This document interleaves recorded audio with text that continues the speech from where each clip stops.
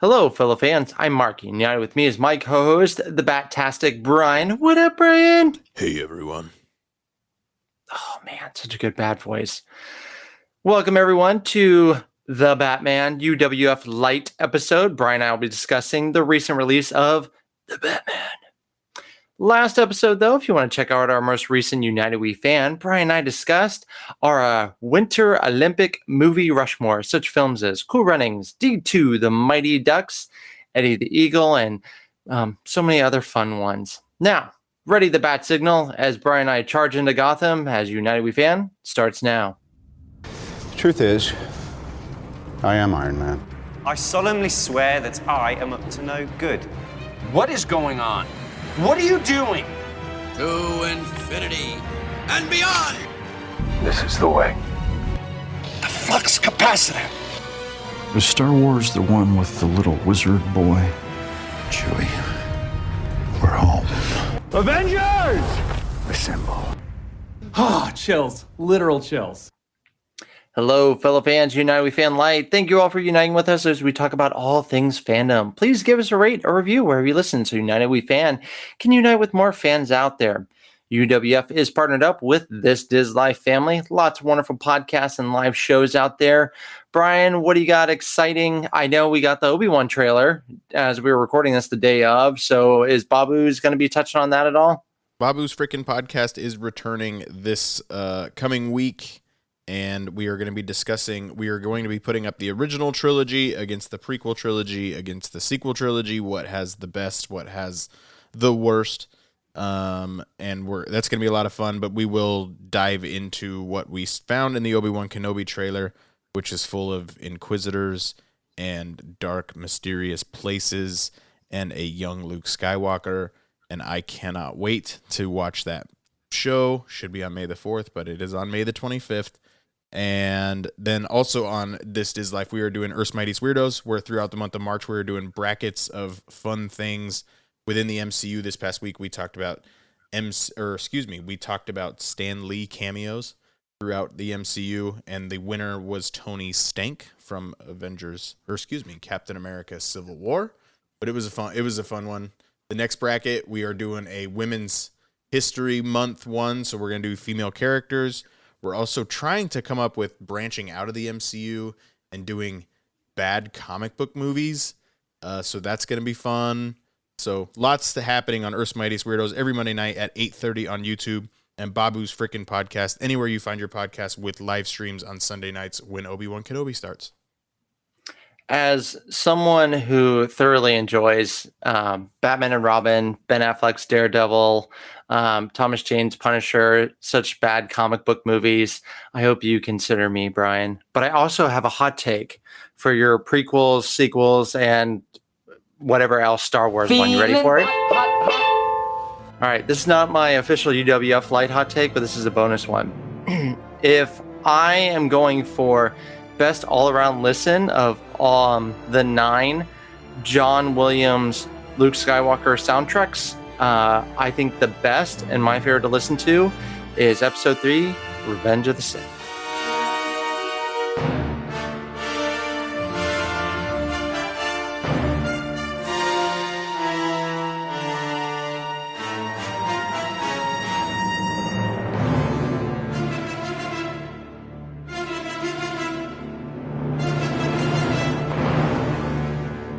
The prequels have the best music. Episode 3 has the best music of the prequels. I completely agree.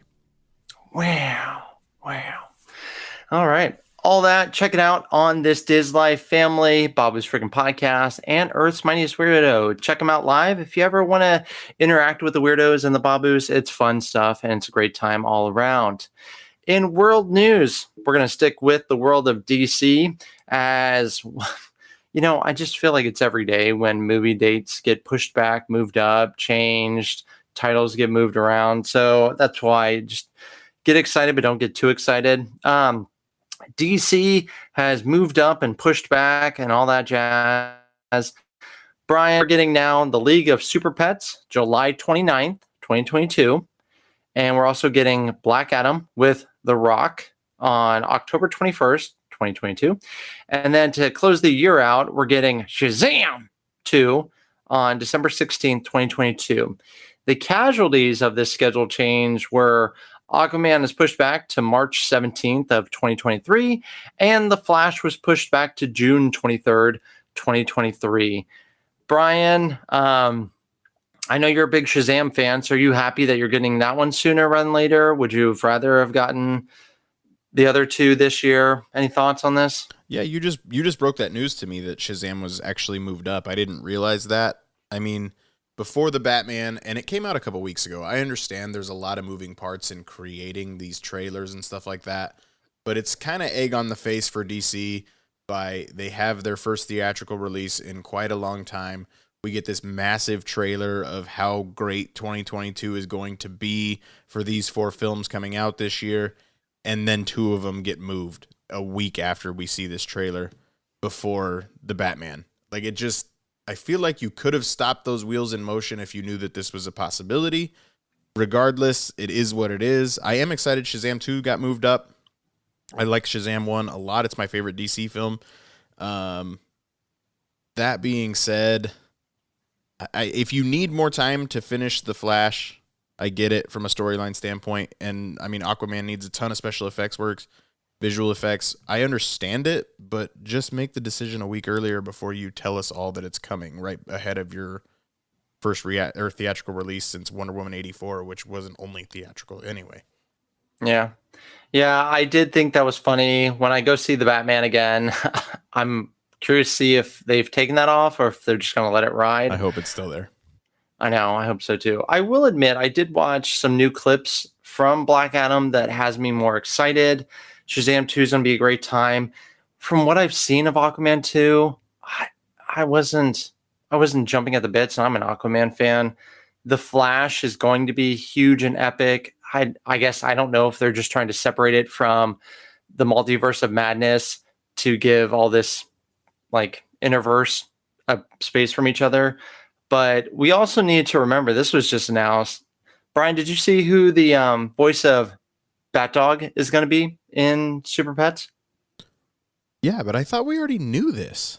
Like, I thought, did we? I apparently not, because it did make news that we are going to have Neo himself voicing Bat Dog, but I thought we knew this, but apparently we didn't. But there's a massive, long list of names of voices in that one, but Keanu Reeves tops it all for me.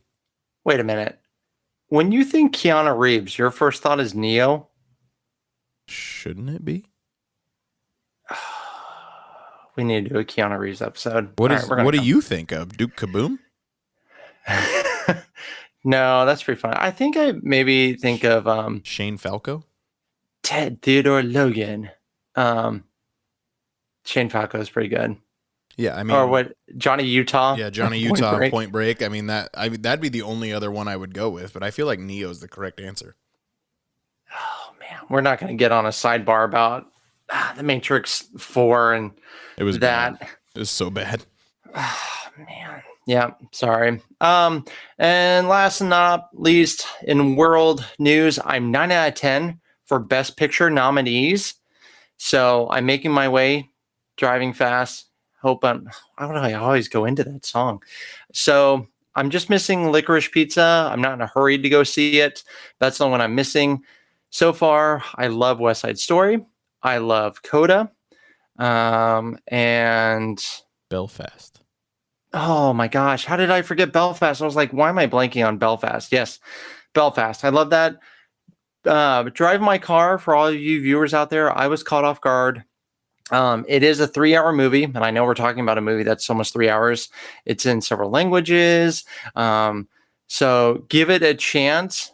But I just remember going into it going, man, this movie's like, how much more do I have? Because I feel like it's been going on a while.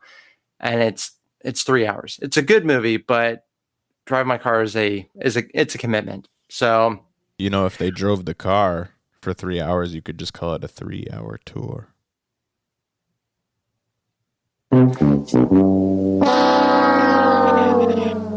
So anyways, Bryan and I will have an Oscar episode. Tour. A 3-hour tour. No. We all got it, Bryan. You're not helping. Oh man. Anyways, we will have an Oscar, some kind of fun episode. Who knows? It might be a light episode to where I can go on my rant about what I would have nominated or what I would have nominated instead. But that is all coming soon. And then in quick fan thank you, Jaime messaged us with what he thought would be a cool version for an episode poster for the Batman. We appreciate that. If you ever think of artwork you would love for us to see, send it to us. We love it. So, you know what, Brian? I'm going to go ahead and do my hot take right now. I'm ready. I'm ready for that. Mark's UWF Light Hot Take. All right. So I have a really big one, but I'm going to save it for the next episode of UWF. So there's a tease for you. But for this one, the Elvis preview came out. I can't wait. I'm excited. Tom Hanks, Baz Luhrmann, so excited. But when you have a big catalog like Elvis, the King, you don't need to use other songs in the preview. Just stick with Elvis and his versions of songs. They used a guitar riff from, don't get me wrong, it's from Come Together by Gary Clark Jr. and Junkie XL. They used it in the Joss Whedon's Justice League. Don't hold that against it. It's still a banger. But why? You have Elvis music. You didn't need to use that in the preview. And it has me worried now that they're going to use other songs besides Elvis in the preview. I mean, the Beatles did that song, Come Together, the original version, and they loved and worshipped Elvis. Come on, Boz, don't do that. There's my hot take. I just picture in like the movie Ray them using like a Johnny Cash song or something like that. And Ray and Walk the Line came out at like the same time, so maybe that's a bad example. But yeah, no, that's fine. I love both of those films, so that was good. That was good. Yeah, I don't get it. You got Elvis, huge catalog, huge like listing of number ones even. Use the King. Go see that movie. Mine's not so much of a hot take of opinion, but I've been feeling very, very upset by something, so I'm going to step on my soapbox and we'll call it my hot take. Just because you know how much something costs doesn't mean you need to shame other people for spending it. We know that you know how much the Star Wars Galactic Star Cruiser at Hollywood Studios costs to stay. Stop making people feel dumb for spending that kind of money on something that is going to make them happy. Eventually, I'm going to spend that level of cash on that trip for me and my wife and maybe one of my children, maybe not. But just because you know how much it costs doesn't mean you get to shame other people for spending their money how they spend their money. That is all I want to say. Thank you so much. I'm with you. Yeah, that's just it. The value is worth it to some. If it was a Marvel resort getaway, Brian, you better believe I'd be saving up for it. So it's all just depends on if it's worth it. If it's not, don't stay there. It's just that easy. If it is worth it to you, then go live your happiness. It's so. I just see so many people saying it costs so much money. Think of what you could have spent your money on. Get over it. That's all I want to say. Yeah. All right, everyone. This episode of UWF Light, we're going to be talking about The Batman, starring Robert Pattinson as The Batman, or Vengeance, depending. But we will tell you this will be a spoiler-filled episode. We are talking straight-up opinion, facts, references to The Batman. So if you haven't seen it yet, please go see it. If you can, go to IMAX, go to Dolby. 4DX, I'm sure that scene with the Batmobile is going to be epic. Go see it as soon as you can, and then come back and listen to us. For all of you Bat fans out there, hang on tight because we're gonna deep dive into the I'm making up words now. Into the Batman. Here we go. Brian, the Batman, currently on IMDb at a 8.5. Now, granted, it is a recent baby, so 8.5. I think for me is a little high. I gave it a solid 8. I could maybe be talked into like an 8.1, but I'm going to go with an 8. Now, Brian, you had the pleasure of seeing it a couple of days early at IMAX. Please tell us how that was, and if you think 8.5 is a little high, a little low, or just on. Yeah, I would not recommend seeing this in 4DX. Like, I can't imagine sitting in those chairs for 3 hours and getting punched in the back. The IMAX fan event was cool. Like, the theater was sold out. There was a lot of people there. A lot of people were really excited for the film. I didn't have to sit through a bunch of trailers ahead of time. The only trailer I actually saw was teasing 2 movies coming out this year that are no longer coming out this year. But like 8.5, I can see it. Like there's parts of this movie that are absolutely gorgeous that they've never done Batman better at certain parts. And I do have criticisms of this film. It's going to sound like I don't like this film. So I do want to put this out there. I would give it an 8. Like if I remember correctly, The Dark Knight is still top 5 on the IMDb list, and I believe it's a 9.0 or an 8.9. It's not better than The Dark Knight for me. So being an 8.5, I'm glad it's not like Dark Knight levels right now. I would give it a solid 8. There's stuff that I am critical of, and there's stuff I really, really liked, namely everything about Robert Pattinson as Batman, if we want to call him Patman or Battinson or whatever we want to call him. Oh, I love Battinson. He was friggin' awesome. I loved him as that character. But we'll talk more about it. But I would give it a solid 8. I am gonna have criticisms, I think, more than you, but we'll see. Well, Brian, you brought it up. You brought up The Dark Knight, and that's been a hot topic already. It kind of crushes my soul that people have forgotten the Michael Keaton Batman movies. They're no longer in discussions. Everyone just brings up The Dark Knight versus the Batman. But Brian, for your Rushmore, for me, mine was, before seeing this, it was Batman 89, Batman Returns, The Dark Knight, and Lego Batman. Mine, sorry, Lego Batman. I'm so sorry. I'm sorry. But the Batman took the Lego Batman spot as number 4 on my Rushmore. My Rushmore coming in was Batman Begins, The Dark Knight, the Lego Batman movie, and Batman 89. This movie for me is Batman 89 level, so I would put it on the Rushmore just ahead of Batman 89. Lego Batman still sitting pretty. Ooh. All right.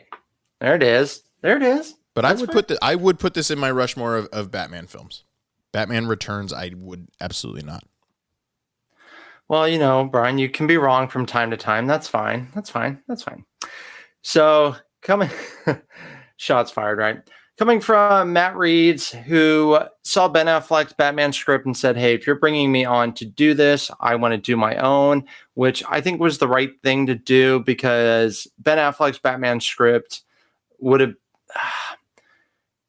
have been a good departure, just as the Joker was a departure from what Warner Brothers and DC was doing. This is a departure from them.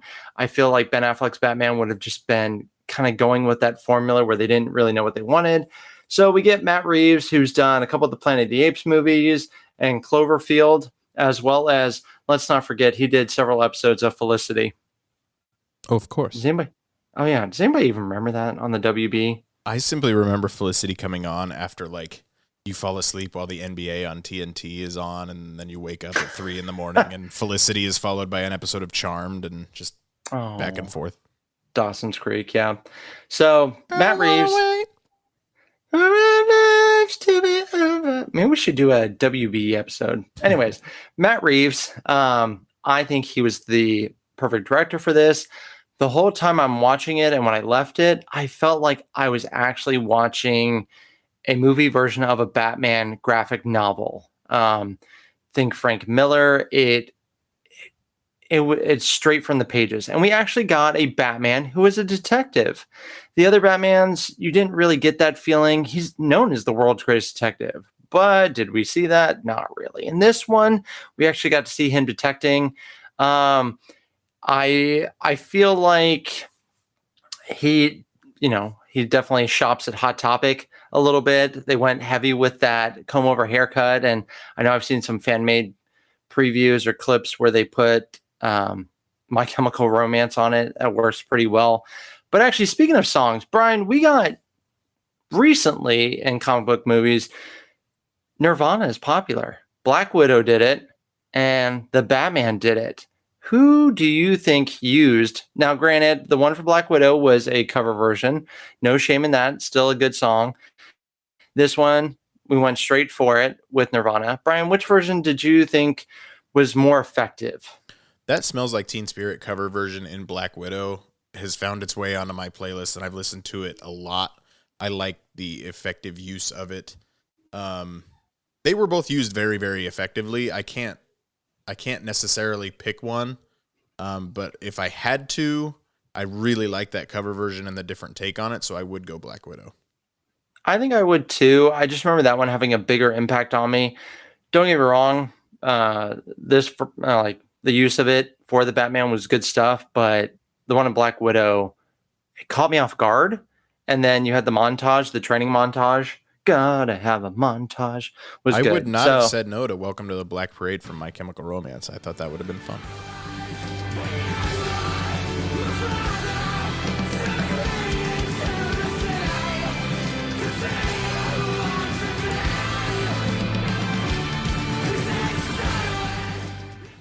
Pattinson. Bryan, you and I were defenders of the Batman, of the Pattinson, and I think he did a great job. I have no critiques for him at all. None. Insert Captain Holt screaming vindication. Vindication.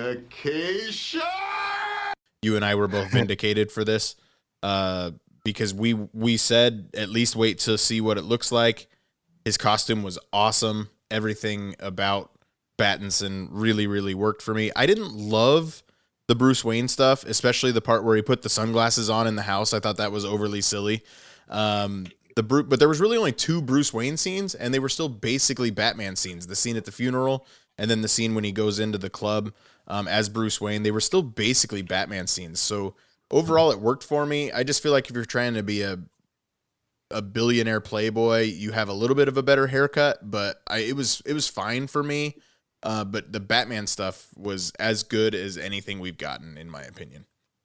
Yeah, I know Matt Reeves said he wanted to make a Batman movie, not so much a Bruce Wayne movie. We'll explore that in the future. For me, I still think the best Bruce Wayne we've gotten on screen is George Clooney. I don't see how that is hot. From the comic book Playboy, I just think it's the credit card. I think that's what ruins it. I know. And I can't even, when I saw that as a kid, I was like, oh my God, I want a fake Batman card. As adult me, I'm like, oh, come on, guys. Does it come in black? So I still think that Bruce Wayne wise, George Clooney is still the best Bruce Wayne. I mean, is it too early to rank Robert? I mean, we did it with movies, but should we rank, do a Rushmore of Batmans like all together? We can. I would put Pattinson second overall, probably. He's Michael Keaton level for me. He's still not Christian Bale yet. I still prefer Christian Bale, but all due respect to Michael Keaton, I can't wait to see him in The Flash whenever we get it. But Robert Pattinson is on that level for me. Do you have Lego Batman on there? That's all I want to know. I first try. No, I don't. And that's simply animation bias or anti-bias. I think I might. I kind of want to put Kevin Conroy on mine. So I think I might. And then so Robert Pattinson, I think, did a great job. Like you said, we didn't get much of his Bruce Wayne. The movie. So I had the opportunity to listen to the score before the movie came out. And listen to the score. It felt like a horror movie. You got to finish the plug here. You listen to the score for a very specific reason. Oh, so I am a here and there again writer for that hashtag show. They are wonderful people who let me write my thoughts and enthusiasm out for them from time to time. Please check them out. If you can, search me on there, give me a read and a 5-star rating. I would appreciate it for that hashtag show. And check them out for your movie entertainment news. They are great for breaking news. Not just movies, not just TV shows. They do take on all kinds of topics. Even wrestling is on there. Anime is on there. So check them out. It's good stuff. They let people like me write about reviews for movie soundtracks. I got to do top 5 movie soundtracks for last year. And then they asked me to write a review of the Batman. Michael Giacchino is one of my favorite movie composers. So I was happy to do it. And listening to the soundtrack I got a creepy, like, horror vibe from it. And I was worried from the preview that it was going to sound very similar to Hans Zimmer and James Newton Howard, but it didn't once I listened to the whole soundtrack. So I'm glad I didn't judge a book by its cover. Check it out. And then his music in the beginning there, when we're seeing the Batman's effect on Gotham, when you get the dark shadows and everything, that was it felt like a horror movie. So I'm glad listening to the soundtrack alone, I picked up on the horror vibes, and then the movie had them.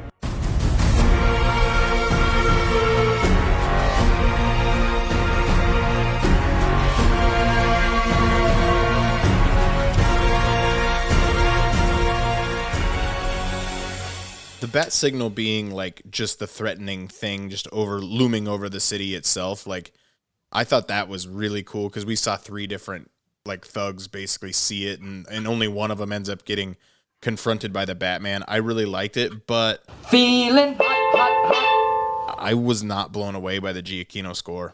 I wasn't. I thought it was good, but it doesn't hold a candle to Hans Zimmer and James Newton Howard for me. I'm not mad about it. My rankings still go Batman Returns, The Dark Knight. Who did Batman Returns? Was it Elfman? Danny Elfman, yeah. I'd probably Giacchino's album would make my Rushmore. It would go Batman Returns, The Dark Knight, Batman versus Superman. Junkie XL's Batman music is so good. I know it's not a straight up Batman score, but the music he did for Ben Affleck was good. And then the Batman would be on my Rushmore for Bat music. Nice. So, but I dug his score for this Batman. Would it have worked with other Batmans? No, because this was a darker, heavier Batman. So I think it worked perfectly for this Batman. So, but yeah, Robert Pattinson, when you see him getting into bat action right away. Actually, Bryan, you brought up the bat signal. I don't know if I was that impressed with it. I wasn't. I just thought the fact that it loomed over the city was cool, but the signal itself wasn't overly, nor was even the bat emblem. I know. Although it was pretty cool how he used it on his suit. I was okay with that. I dug that. Better than the fat bat. Anyways. Ben Affleck's logo, for those who don't know what the fat bat is. So if you're going to bring up that, then Pattinson's suit, I loved it. It's on my Rushmore. So I dug it. Yep. The ears were great. Everything about the suit was awesome. The motorcycle was awesome. The Batmobile was okay. Oh, wow. The Batmobile doesn't make your Rushmore? No. That scene when he starts it up. Now, granted, when he starts it up and he's kind of revving it, scaring them all. And then it stalls.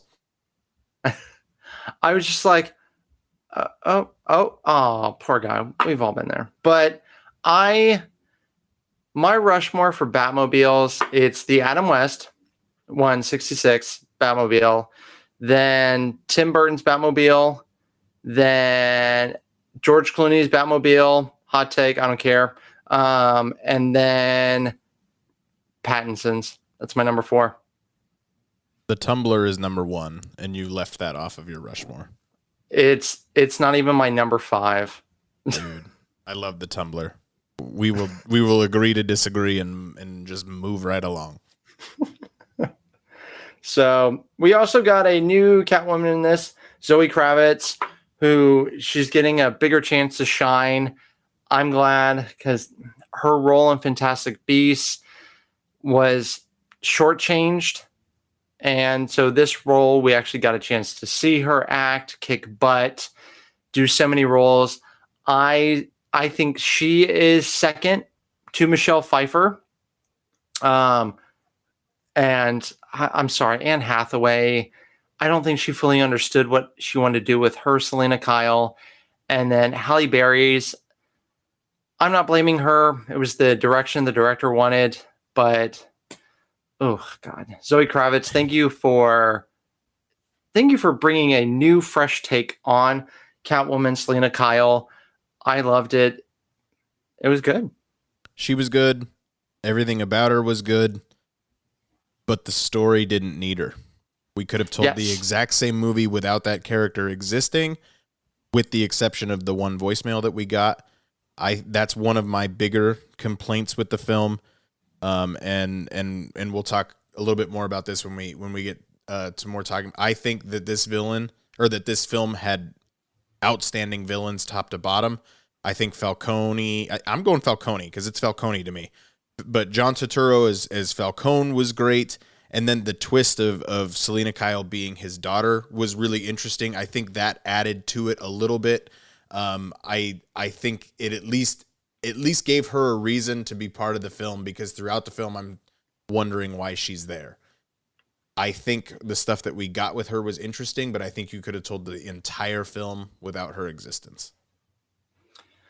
Her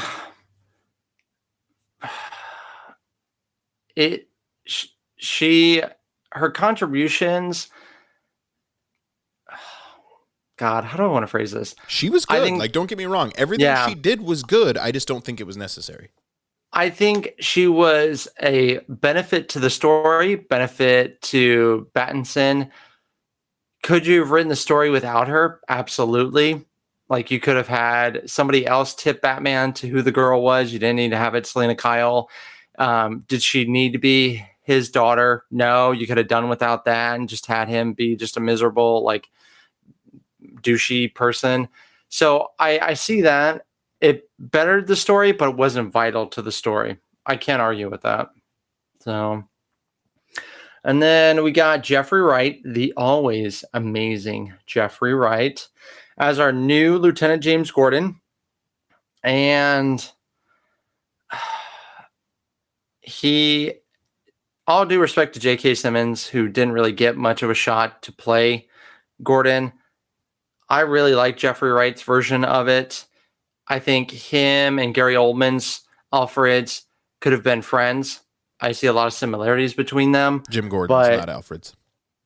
Oh, thank you. God, where am I? I almost pulled a Joel Schumacher there with the Barbara Gordon. Anyways, so Jeffrey Wright, always a winner. James Bond, The Watcher, possibly coming up, and hopefully a live action Marvel movie at some point.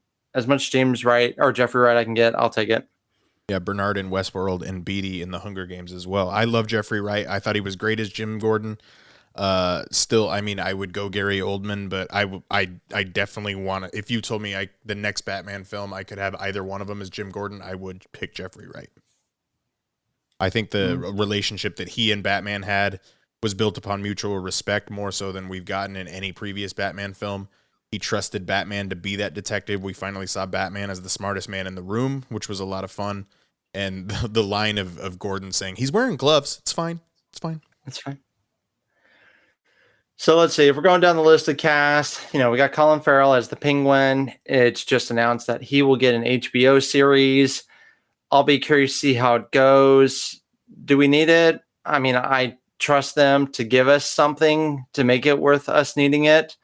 But he was good. I hope we don't get too much of him. He was great. I loved him. Like, if we're going to see him overtake Gotham City because the timing is right, because that's what they teased at the end of the film, I thought Colin Farrell as Penguin was never over the top and yet was always over the top all at the exact same time. I thought he was fantastic. Yeah, I'm waiting for Oscar nominations for next year. This one has to be nominated for sure.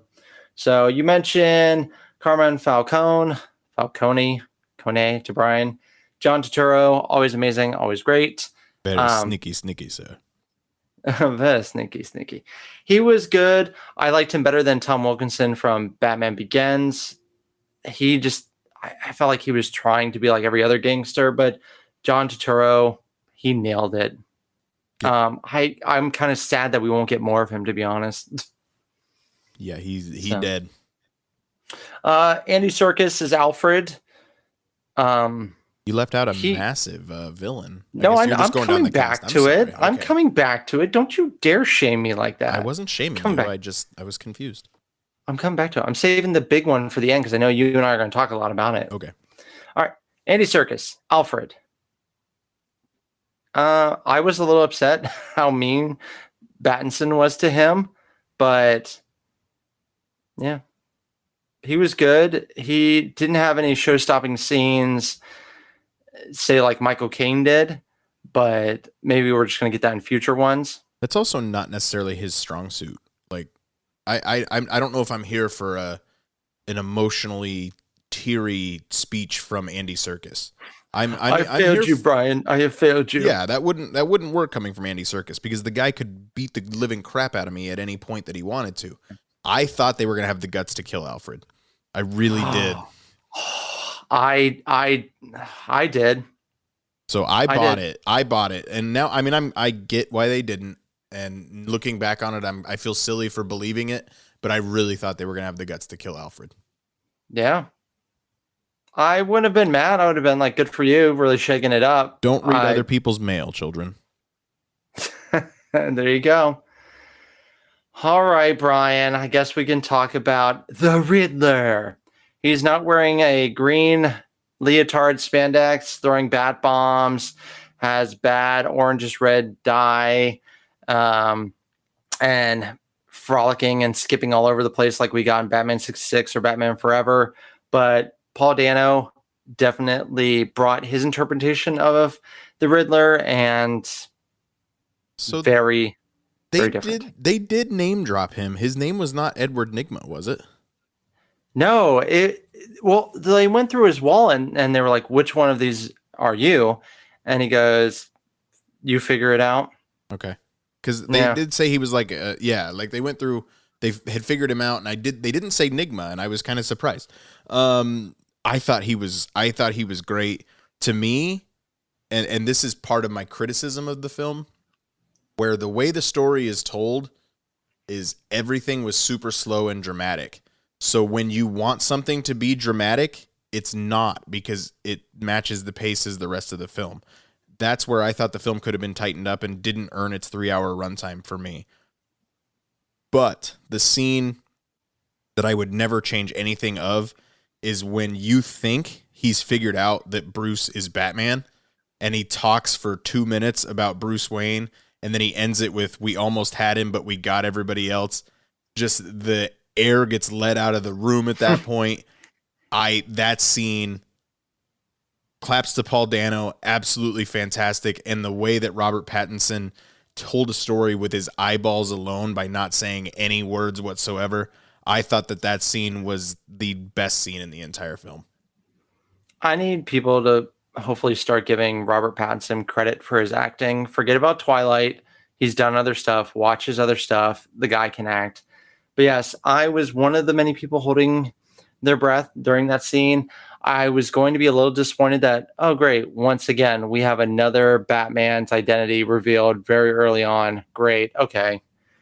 I'm tired of our heroes getting their identities revealed so easily or so quickly. Honestly, he should have figured it out, but that's beside the I know. point. I thought he was smart enough to do that. I would have believed it. I thought Paul Dano was awesome. He was very terrifying. His glasses really added to the entire thing. That scene, again, a little bit too slow for my liking, but that scene when he kills the mayor and we just watch his eyes move back and forth while the mayor swishes his drink around. Again, there was a lot of stuff within this film, even shots of like the motorcycle headlight, where it was very artistic, and if you have any criticism of the film, it was built in where they could say you just don't get it. Like, that's kind of my biggest complaint with the film overall, but I think that everything that Paul Dano did was really, really good, and he was very, very convincing and terrifying. Yes. I, mainly because of him and several of the shots and kind of the pacing of the storyline, I thought of the movie Seven with Brad Pitt and Morgan Freeman. Kind of like how Christopher Nolan used the movie Heat for The Dark Knight, which if you watch both of those movies back to back, you'll see it. Watch the movie Seven back to back with this one, and there's got to be inspiration there. Oh yeah, for sure. Since we're talking about performances, Bryan, Barry Keoghan? I think it's Keoghan? Keegan is what I would say. Who? As unseen Arkham prisoner. Druig sucks. He does, sir. He does suck. You know what? Speaking of which, Marvel's Eternals has grown on me ever since I watched the making of, and I've been watching it on Disney Plus. It's gotten better. So, but It's a good film. yeah. Anyways, Brian, I don't. I know they shot different versions of that credit scene. Technically, it was in the film. Oh, you're right. That's my bad. It was, but I don't think we needed it. No, we didn't. I thought Matt Reeves was far more original than to go straight Joker. Now, it doesn't necessarily mean he's going to be in the sequel, but Yeah. I don't need another Joker right now. Like, you're already giving me too many Batmen. I don't need another Joker. Yeah, it's like everyone, I need you to stop interpreting the Joker. I know how iconic he is, but we don't need everyone to think how much greater it will be to make someone like Mr. Freeze Yes. cool and epic, Think how much better that would be. Think if we actually got a great version of the Black Mask. Sorry, Ewan McGregor, I appreciate you, but your version of it was what? So, I thought he was good in that movie. he was not the Black Mask I wanted. Hello there. Hello there.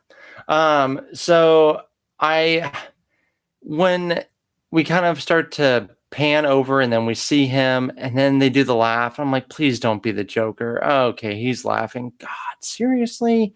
I'm with you. I thought Matt Reeves wouldn't have taken that bait. Now, for all we know, that's all it was is a tease, but I feel like you can't just tease that and not have something with that in the next one. Yeah, So, I mean, if you're really just trying to build out this world and see what strings you can do, you said it. My number one wish list is Mr. Freeze. I want to see that. That would be my number. I don't want Two-Face again.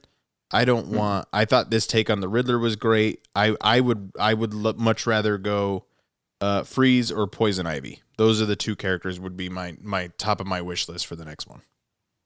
that'd be good. Yeah, I mean, this version of Catwoman and the Penguin were good adaptations, but we're not getting so much of them. The Joker, we have Jared Leto's. We have Joaquin Phoenix. Now we have this one. Everyone still talks about Heath Ledger and Jack Nicholson.